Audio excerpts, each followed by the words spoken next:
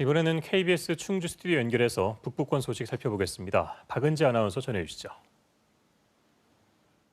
네, 충주입니다. 최근 국내뿐 아니라 해외에서도 우리의 음악 K-팝이 큰 사랑을 받고 있는데요. 정작 우리의 전통 음악 민요는 소멸 위기에 놓여 있습니다. 단양군이 이런 잊혀가는 민요의 기록화 사업을 추진합니다. 송근섭 기자의 보도입니다. 올라왔어 소금대가 도담 삼봉 양반들아. 충북 단양군에서 전해져 오는 전통 민요 띠 뱃노래입니다. 남한강을 따라 한양으로 올라가는 소금배와 뗏목으로 단양 나루터가 북적이던 시절 상인들이 즐겨 부른 것으로 알려져 있습니다. 하지만 이제는 단양군에서도 민요를 부르는 사람은 거의 없습니다. 이 노래가 있으므로 내가 그 내용을 알기도 좀 쉬울 때고 좀 역사 좀 알기 쉬울 텐데 이게 없어진다 그러면 좀 더 어렵지 않을까.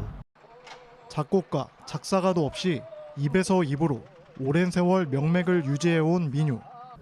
우리 조상들의 생활상과 공동체 정신을 엿볼 수 있는 역사적 가치가 있지만 대중가요에 밀려 이제는 소멸 위기에 놓여 있습니다. 이런 민요를 지키고 후대에 남기기 위해 단양군이 기록화 사업을 추진하기로 했습니다. 현장 조사를 거쳐 주민들이 기억하는 민요를 녹음하고 가사집과 악보도 제작할 계획입니다.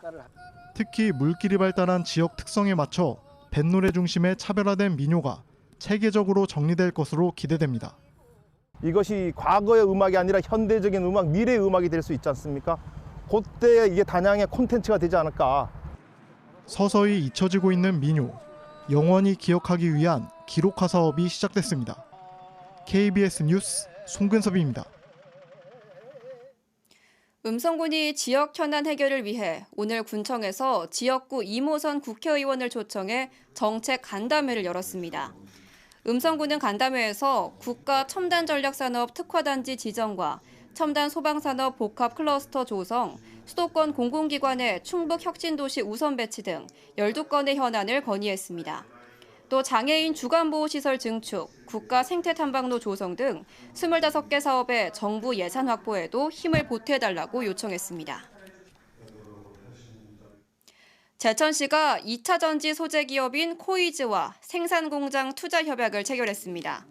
이번 협약에 따라 코이즈는 2026년까지 제천 3산업단지 내 2차 전지 첨가제 양산을 위한 공장을 조성할 계획입니다. 제천시는 이번 투자 협약으로 100여 명의 고용 유발 효과를 기대했습니다. 충주시의 사전 연명의료 의향서 등록자 수가 지속적으로 증가하고 있습니다. 충주시는 2020년 211명을 시작으로 올해 3월까지 모두 1,355명이 사전 연명의료 의향서를 작성했다고 밝혔습니다. 사전 연명의료 의향서는 임종이 임박한 성인 환자가 인공호흡기 착용 등의 의료 행위를 거부하는 의사를 작성한 문서입니다. 음성군 농업기술센터가 오는 17일까지 과수화상병 방제약제를 공급합니다.